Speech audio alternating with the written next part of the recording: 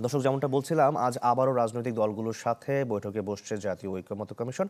এই বিষয়ে আরো খবর জানাতে আমাদের সঙ্গে যুক্ত হয়েছেন আশিকিন প্রিন্স। কিছুক্ষণ পরেই তো বৈঠক শুরু হতে যাচ্ছে, সব দলগুলো এসে উপস্থিত হয়েছে কিনা, সেখানকার সার্বিক অবস্থা কেমন দেখছেন জানাবেন।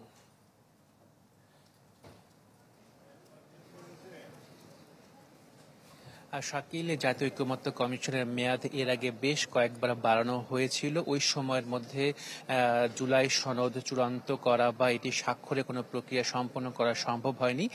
ফলে শেষ দফায় 15 অক্টোবর পর্যন্ত জাতীয় ঐকমত্য কমিশনের মেয়াদ বাড়ানো হয়েছে এবং জাতীয় ঐকমত্য কমিশন আশা করছে যে 15 অক্টোবরের মধ্যে জুলাই সনদ স্বাক্ষরের একটা ব্যবস্থা তারা করতে পারবেন। শাকিল, আপনাকে জানিয়ে রাখি যে এরই মধ্যে জুলাই সনদ চূড়ান্ত করা হয়েছে। প্রাথমিকভাবে ঐকমত্য কমিশনের পক্ষ থেকে 166টি বিষয়ে সংস্কারের প্রস্তাব করা হয়েছিল। এর মধ্যে 84টি বিষয়ে ঐকমত্য হয়েছে রাজনৈতিক দলগুলোর মধ্যে, তো যদিও এর মধ্যে মতবিরোধ রয়েছে।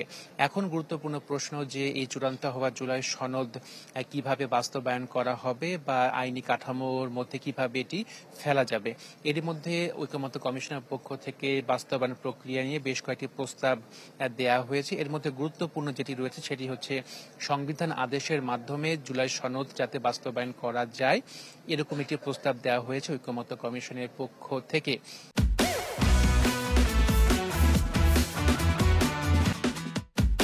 যদিও দলগুলোর মধ্যে এটি নিয়ে মতবিরোধ রয়েছে, বিএনপির পক্ষ থেকে বলা হয়েছে যে জুলাই সনদ বাস্তবায়নে একমাত্র এখতিয়ার রয়েছে পরবর্তী সংসদ, যে সংসদ গঠিত হবে সেই সংসদ এটি বাস্তবায়ন করবে। একই সাথে বিএনপির পক্ষ থেকে প্রস্তাব করা হয়েছে যে জুলাই সনদ বাস্তবায়নটি কিভাবে হবে, সেক্ষেত্রে সংবিধানের 106 অনুচ্ছেদ অনুযায়ী সুপ্রিম কোর্টে একটি মতামত নেওয়া যেতে পারে। যদিও বিএনপির এই মতের সাথে দ্বিমত পোষণ করা হয়েছে জামাতের পক্ষ থেকে। জামাত বলছে যে এই জুলাই সনদ নির্বাচনের আগেই বাস্তবায়ন করতে হবে এবং সেক্ষেত্রে সংবিধান আদেশের মাধ্যমে এটি বাস্তবায়ন করতে হবে বলে জামাতের পক্ষ থেকে মতামত দেওয়া হয়েছে। এনসিপি তারা বলছে যে এই জুলাই সনদ বাস্তবায়ন করার জন্য বা আইনি কাঠামো দাঁড় করানোর জন্য এক গণভোটের একটি ব্যবস্থা করতে হবে, যেটি এনসিপির পক্ষ থেকে দাবি করা হয়েছে। তো এই বিষয়টি নিয়ে মূলত এখন আলোচনা চলছে বেশ কয়েকদিন ধরে, তবে এখন পর্যন্ত চূড়ান্ত কোনো সিদ্ধান্ত আসতে পারেনি রাজনৈতিক দলগুলোর মধ্য থেকে। এবং জাতীয় ঐকমত্য কমিশনের পক্ষ থেকে বিশেষজ্ঞদের সাথে বেশ কয়েকবার বসা হয়েছে, তারা আলোচনা করেছেন আসলে কিভাবে এই জুলাই সনদটি বাস্তবায়ন করা যায়।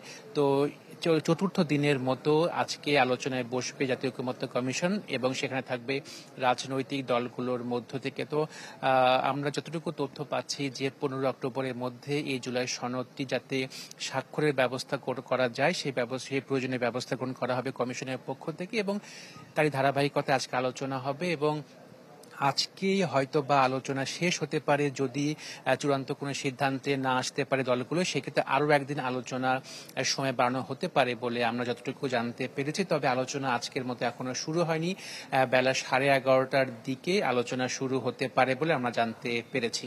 শাকিল। প্রিন্স, আপনাকে ধন্যবাদ। দর্শক, রাজধানীর ফরেন সার্ভিস একাডেমি থেকে যুক্ত হয়েছিলেন আমাদের সহকর্মী আশিকিন প্রিন্স।